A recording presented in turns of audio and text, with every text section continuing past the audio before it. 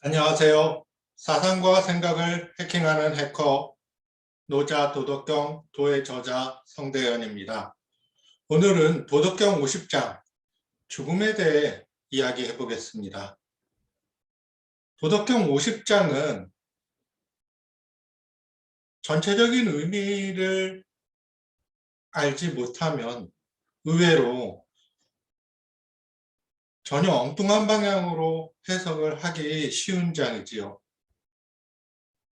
죽음이라는 것, 50세에 이르러서 이제 중년을 훌쩍 넘겼습니다. 죽음을 바라보기 시작하는 나이가 되었죠. 죽음이라는 것을 어떤 관점에서 바라보고 있는지 이해를 하고 해석을 한다 그러면 50장의 의미를 명확히 이해하실 수 있을 겁니다. 자, 한 구절씩 살펴보겠습니다. 출생, 입사, 태어나면 입사, 죽는다. 태어나면 언젠가는 죽는다. 자연의 이치지요. 무한히 사는 생물은 없습니다. 생지도 10유3, 사지도 10유3. 살아있는 사람의 무리는 열의 셋, 죽은 사람의 무리도 열의 셋. 즉 살아있는 사람이 30%, 이미 죽은 사람이 30% 정도 된다. 2500년 전에 평균 연령으로 봤을 때 대략 그 정도 수치일 것 같습니다. 현대에서는 조금 다르죠, 상황이. 다음 구절입니다. 이민생생, 동계지, 사지, 10유3, 부하고야, 이기생생야라, 이민생생. 민은 서민들이죠. 서민들이 생생, 생을 두 번 썼습니다. 반복해서 강조를 하고 있는 거죠. 서민들이 살려고, 살아남으려고, 살아가려고 함께 모두 사지로 가는 사람이 10유3이라. 그러니까 사지로, 죽음으로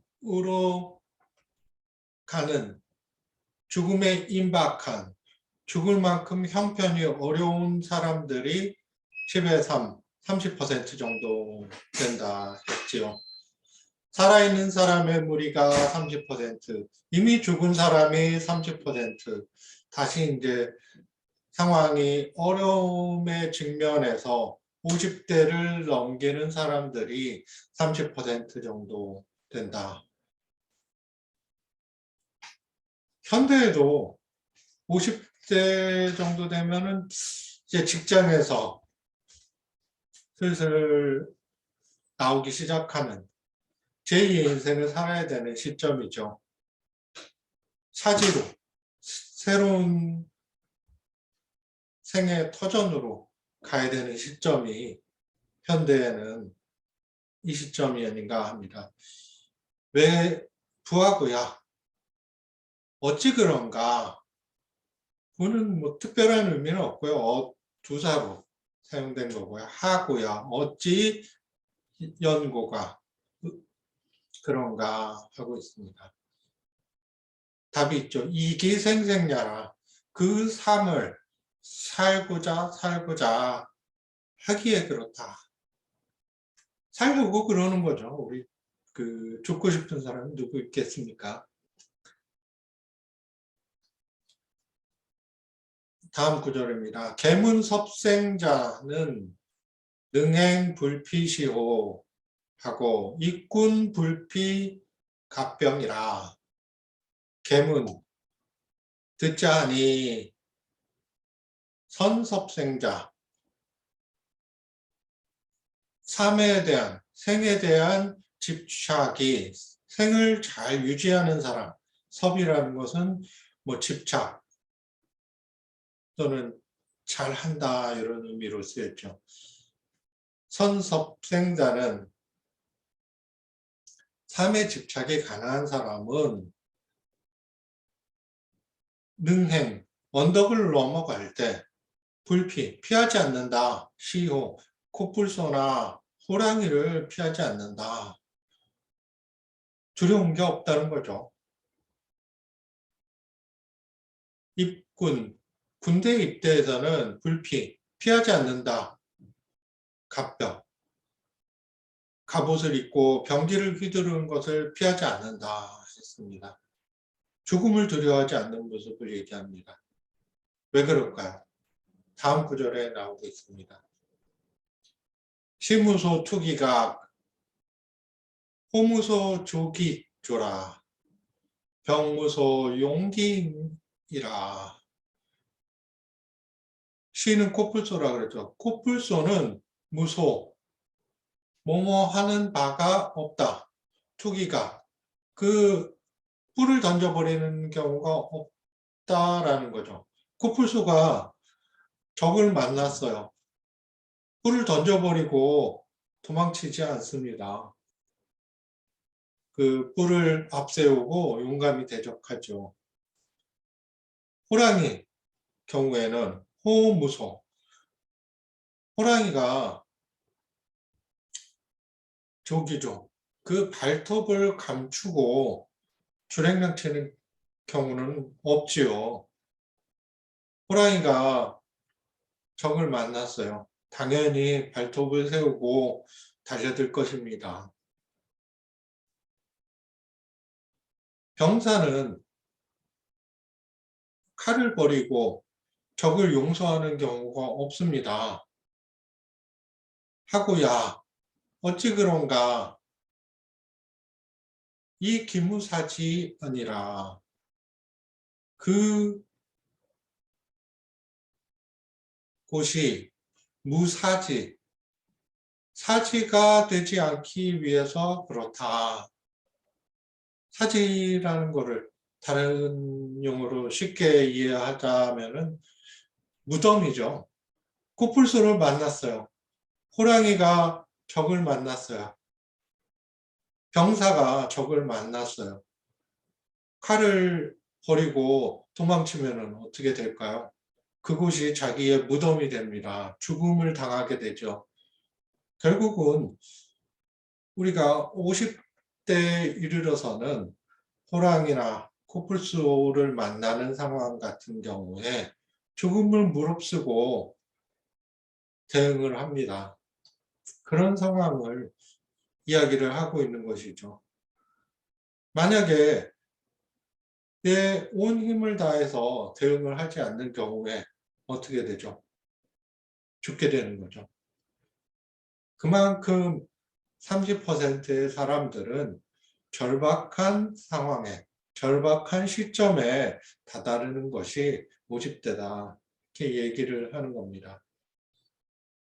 나이가 50이 되면 우리 죽음에 대해 다시 바라보게 됩니다.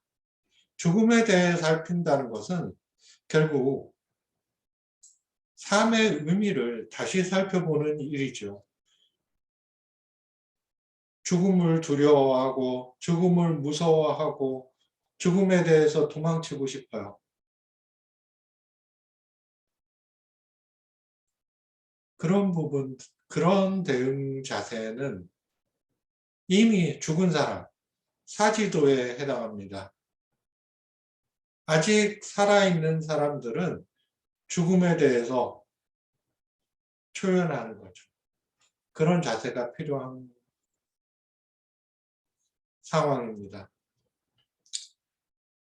첫 구절에 간단명료한 명제가 나오죠. 모든 사람은 태어나면 죽는다.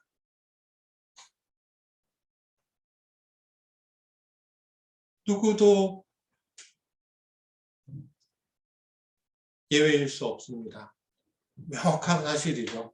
50에 이르면 3분의 1은 살아있고 3분의 1은 이미 죽었으며 3분의 1은 살고자 바둥거립니다. 죽음을 향해 움직이고 있으나 살려고 애를 쓰는 모습을 그린 거죠. 삶의 집착, 집념이 강한 사람은 어떻게든 살아나갑니다. 호랑이나 코뿔소를 만나도 피하지 않고요. 군에 입대해도 용감히 전쟁을 임합니다. 왜냐하면 피하고 물러나는 경우 오히려 일찍 죽을 수 있다는 것을 알기 때문이죠. 마찬가지로 코뿔소도 적을 만나는 경우 뿔을 던지고 도망치지 않습니다. 호랑이가 먹이를 만나는 경우 발톱을 감추고 피하는 경우도 없습니다. 병사도 마찬가지로 칼을 용서하고 거두는 경우도 없지요. 인정사정 봐주는 경우에 그 장소가 바로 자신의 무덤이 되기 때문이지요. 언젠가는 맞이하는 죽음입니다. 어떤 방식으로 죽음을 맞이할 것인지 자신이 선택할 일이지요.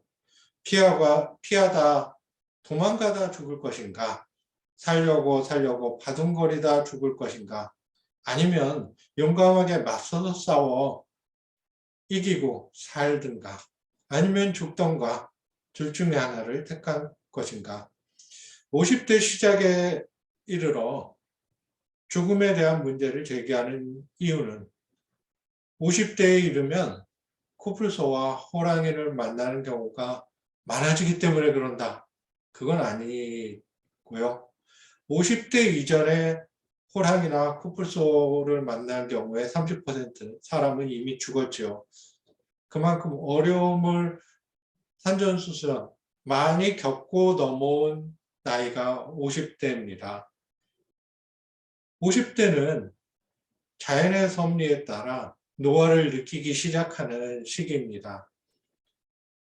조금씩 젊을 때와 다르다는 것을 알게 되는 시기죠. 항상 우리가 인식의 시작점이 출발점이 됩니다. 노화를 인식하게 되었다. 현대에서는 50대에 이르면 제 인생의 이막을 시작하는 사람들이 많지요. 다시 인생을 시작해야 된다 인식을 하는 시점이죠. 죽음을 바라보는 것, 죽음을 다시 생각한다는 것은 남아있는 삶에 대해 재정리, 남아있는 삶에 대해 또 다른 삶에 대한 설계가 필요한 시기이기 때문에 이야기하고 있는 것입니다. 꼭 50대가 아니더라도 아직 남은 인생의 10년, 20년, 30년, 50년을 염두에 두고 어떻게 살 것인지 설계하는 것은 누구에게나 꼭 필요한 일입니다. 이 기회를 빌어서 내 죽음의 모습, 내가 죽을 때 어떤 모습으로 죽음을 맞이할 것인가 다시 한번 생각해보고 미래에 대한 설계도를 그려보시는 것은 어떻겠습니까? 오늘 강의는 이것으로 마치겠습니다. 감사합니다.